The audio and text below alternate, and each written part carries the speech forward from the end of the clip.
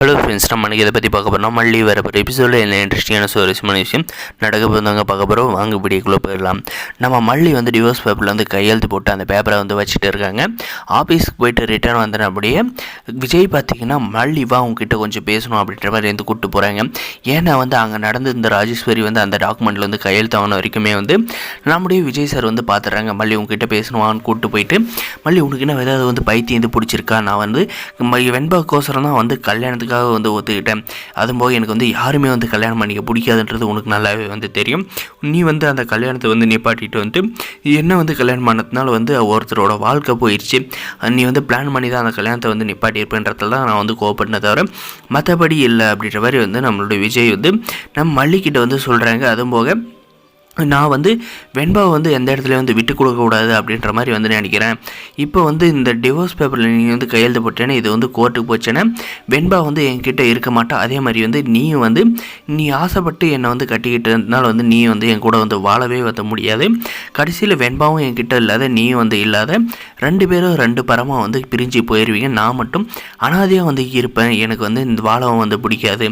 என்னை தயவு செஞ்சு சொல்கிறேன், அந்த டாக்குமெண்ட்டை வந்து உங்கள் கையில் இருக்கிறத வந்து கிழிச்சு போடு அப்படின்ற மாதிரி வந்து சொல்கிறாங்க. உங்கள் அக்காலாம் வந்து திட்டுவாங்க அப்படின்ற மாதிரி சொன்னதுக்கு வா நான் அவங்கக்கிட்ட வந்து பேசுகிறேன் அப்படின்ற மாதிரி நம்மளுடைய மல்லியை பிடிச்சி இழுத்துக்கிட்டு நம்ம விஜய் பார்த்தீங்கன்னா இந்த ராஜேஸ்வரி கிட்ட வந்து சண்டை வந்து போட போகிறாங்க.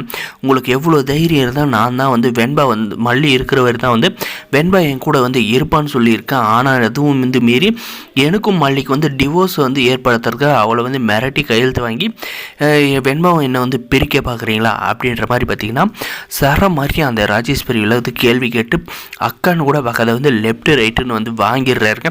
இனிமேல் இந்த மாதிரி வேலை வச்சுக்கிட்டீங்கன்னா அவ்வளோதான் அப்படின்ற மாதிரி வந்து ஃபைனலாக வந்து வார்னிங் கொடுக்குறாங்க. ரஞ்சிதா, நான் தான் உனக்கு சொன்னல, உனக்கு வேறு ஒரு நல்ல பையனை பார்த்து கல்யாணம் பண்ணி வைக்கிறேன், ஆல்ரெடி வந்து பேசியிருக்கேன்னு சொன்னல, நீ எதுக்காக வந்து இப்படி வந்து பண்ணிக்கிட்டு இருக்க, உங்கள் சித்தி கூட சேர்ந்துக்கிட்டு அப்படின்ற மாதிரி எல்லாம் வந்து கோவப்பட்டு நம்முடைய விஜய் பார்த்தீங்கன்னா பேசுகிறாருங்க.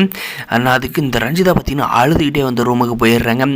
இதுக்கப்புறம் நம்ம மல்லிக்கிட்ட வந்து என்ன சொல்கிறாங்கன்னா, இனிமேல் வந்து இவங்க 3 பேர் ஏதாவது வந்து டாக்குமெண்ட் கொடுத்தா என்ன கேட்காத நீ வந்து அதில் வந்து சைனே வந்து போடக்கூடாது அப்படின்ற மாதிரி வந்து சொல்கிறாங்க.